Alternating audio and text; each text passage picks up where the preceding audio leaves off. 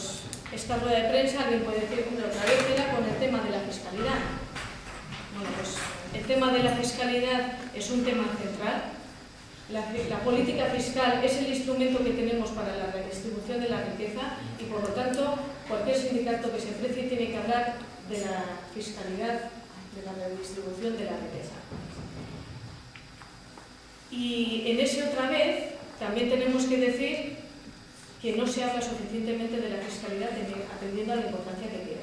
Y no se habla no porque a la gente no le interese, sino que por parte de patronal y gobiernos hay un interés muy grande en que la gente no solo no hable, sino que no se entere de lo que está pasando.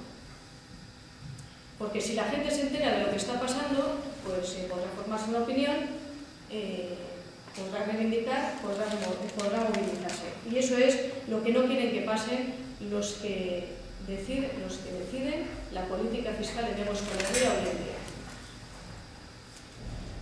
Claro, ¿qué pasa?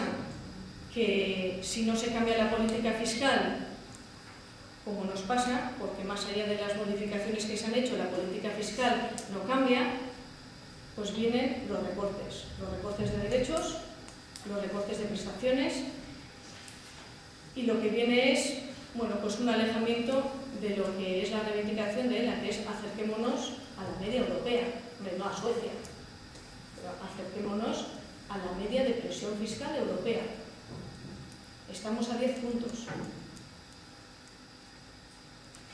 En ese camino, bueno, pues hemos denunciado, pero creemos que hoy, a la hora de valorar las reformas aprobadas en las Juntas Generales, es importante recordar que esta política fiscal se hace sin ninguna participación. Evidentemente, si lo que no se quiere es fomentar un debate, lo que hay que hacer es no solo no fomentar, sino impedir a toda costa cualquier participación en general y de los sindicatos en particular.